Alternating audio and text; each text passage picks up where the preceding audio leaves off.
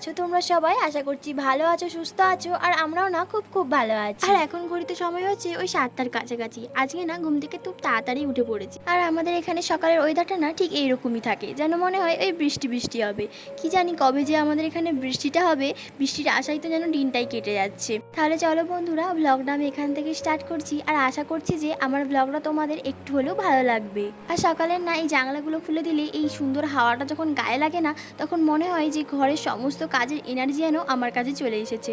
আর দেখো বন্ধুরা, সকালবেলা ঘুম থেকে উঠলেই আমাদের প্রত্যেকেরই মনে হয় আগে বিছানাটাকে ঠিক করি। আর আমারও তো মনে হয় যে বিছানাটাকে আগে ঠিক করি, তারপর সমস্ত কাজগুলো ধীরে ধীরে করে নেব। আর এদিকে না আমি ওই বিছানার পাতনিগুলো একটু সাইড সাইড করে ঢুকিয়ে দিচ্ছি, নাহলে না বিছানার পাতনিগুলো বেরিয়ে থাকলে যেন কেমন একটা দেখতে লাগে। আর এখানে না আমাদের দুটো বালিশ আছে, আর আমি ভাবছিলাম যে বালিশের ওয়ার করতে হবে। আর বাড়িতে নাই কিছু জামা কাপড় আছে, সেগুলো না গায়ে হয় না, সেগুলো না খুব সুন্দর দেখতে।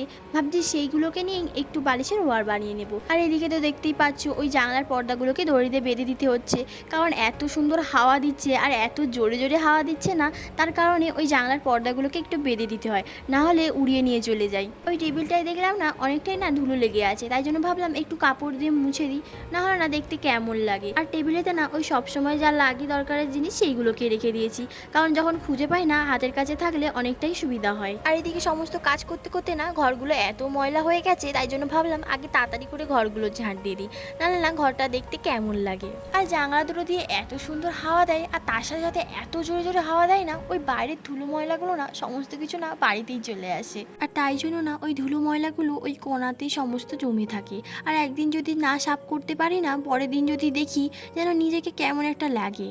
আর যখন আমি এখানে প্রথম এসেছিলাম না, তখন এই যে যেগুলো দেখতে পাচ্ছ এইগুলোর মধ্যে একটাও কিছু ছিল না বাড়িতে, ওই শুধু রান্না করার বাসনপত্রই ছিল আর রান্না করার জিনিস ছিল, আর কিছুই ছিল না। আর আমরা যারা হাউস ওয়াইফরা তারা কিন্তু বাড়ির কাজেতেই ব্যস্ত থাকি, মানে ওই বাড়ির সমস্ত কিছু কাজ পরিচ্ছন্ন, সমস্ত কিছু গোছানো, এগুলোই না করতে ভালো লাগে।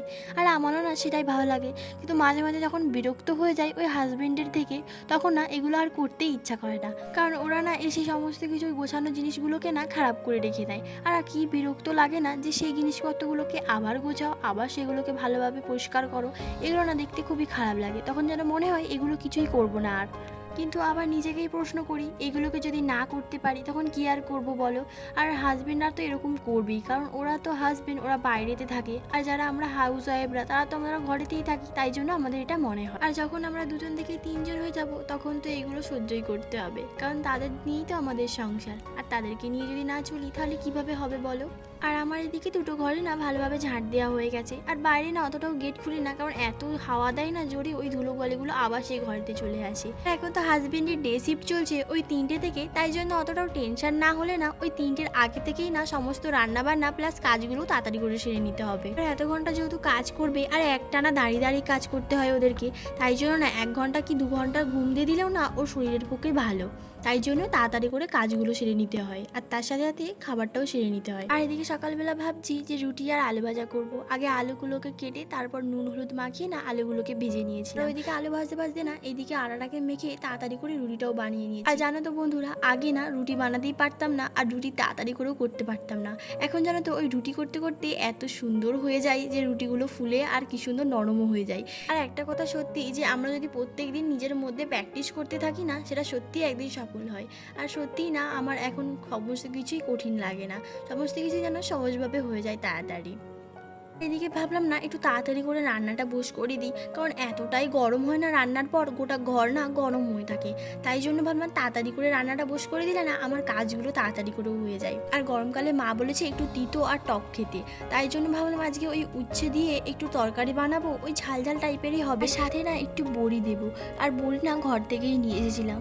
আর না একটু বানাবো ডাল, আর তার সাথে ওই যে কালকের মাছ ছিল সেটাই একটু ঝাল ঝাল বানাবো। আর এখানে যখন অনেকগুলো আইটেমের রান্না করা হয় না, তখন যেন বাড়ির কথা মনে পড়ে যায়, কারণ বাড়িতে না এই অনেকগুলো আইটেমেরই রান্না করা হয়, আর খেতেও না ততটা ভালো লাগে। আর এদিকে না সমস্ত রান্না হয়ে যাওয়ার পর তাড়াতাড়ি করে স্নানটাও সেরে নিয়েছি, আর স্নানটা সেরে নিয়ে না মনটা কেমন হালকা হয়ে থাকে। আর ঘরটা না আর তাড়াতাড়ি করে মুছলাম না, ভাবলাম স্নান করে তারপর একেবারে মুছবো। আর বাড়িতে থাকলেও না যেন মনে হয় একটু সানস্ক্রিন মাখি, আর কারণ সানস্ক্রিন মাখলে না আমাদের স্কিনটা অনেকটাই ভালো থাকে, সেটা কিন্তু আমরা সবাই জানি। তারপর ভাবলাম যে আর দেরি না করে ঘরগুলো মুছে নিই, কারণ ও খেয়ে দিয়েই না একটু শুয়ে পড়বে। আর এদিকে না এখন ফোন দেখছে, তাই ভাবলাম ভাবলাম এই ফাঁকেতেই না সমস্ত কাজগুলো সারা হয়ে যাবে। আর এটা যদি আমি বসে বসে মুছতাম না তাহলে অনেকটাই লেট হয়ে যেত, আর এতেও লেট হয় কিন্তু অনেকটাই টাইমটা বাঁচে। আর ওইদিকে না টিভি চালিয়ে দিয়েছি, মাঝে মাঝে যখন টিভির কিছু গান টান হয় তখন একটু শুনে শুনে না সমস্ত কাজও হয়ে যায়। আর গান শুনতে শুনতে যদি কাজটা হয় না খুব তাড়াতাড়ি ভালোভাবে হয়ে যায়। আর ওইদিকে না জানলা দুটো বন্ধ করে দিয়েছি, কারণ এত হাওয়া দিচ্ছে আর ঘর মুছতে মুছতে যদি আবার সেই ধুলোগুলো ঘরেতে আসে তখন যে কি রাগ হয় আর কি বলবো। শুধু যে ওই ঘরের দুটো জানলা দিয়ে যে ধুলোগুলো ঢুকে সেটা কিন্তু নয়, এই রান্নাঘরের জানলা দিয়েও কিন্তু অতিরিক্ত ঢুকে। আর যখন ঝাড় দেওয়া হয় না তখন তো কি বলবো, এই দিক থেকে ওই দিক চলে যায়। তাকে আগে না ওই জানলাগুলোকে বন্ধ করে তারপর ঝাড়ারে দিতে হয়। আর এদিকে না তাড়াতাড়ি করে হাতটা চালাতে হবে, কারণ খাওয়ার টাইম হয়ে যাচ্ছে। আর এদিকে দেখতেই পাচ্ছ টিভি চালিয়ে রেখে দিয়েছি, একটা সুন্দর সিরিয়াল হচ্ছে। আর সিরিয়ালটাকে দেখতে না আমার কি ভালো লাগে। আর সিরিয়ালটা না 5 ঘন্টা হয়, তাই বেশ ভালোই লাগে। যখন টাইম পাই তখনই দেখি, একেবারে ওই 2টো থেকে। এদিকে দেখতেই পাচ্ছ বাইরেতে কতটাই হাওয়া দিচ্ছে। দেখো আমার যে পর্দাগুলো আছে সেগুলো কিন্তু উড়ে উড়ে চলে যাচ্ছে। আর এদিকে দেখতেই পাচ্ছ আমাদের ভাতটা বাড়া হয়ে গেছে, কারণ তোমাদের দাদাভাই অনেকটাই তাড়াহুড়ো দিচ্ছে। আর আজকে দুপুরের লাঞ্চটা কিন্তু অসাধারণ ছিল। আর এতগুলো আইটেম দেখে কার না ভালো লাগবে বলো। তাহলে চলো বন্ধুরা, ভিডিওটি আজ এখানেই শেষ করছি। ভিডিওটি যদি ভালো লাগে অবশ্যই কিন্তু লাইক, কমেন্ট এন্ড শেয়ার করে দিও। আর চ্যানেলে যদি নতুন হয়ে থাকো তাহলে প্লিজ একটু সাবস্ক্রাইব করে আমার পাশে থেকো। ততক্ষণ সুস্থ থেকো, ভালো থেকো, পরিবারের খেয়াল রেখো।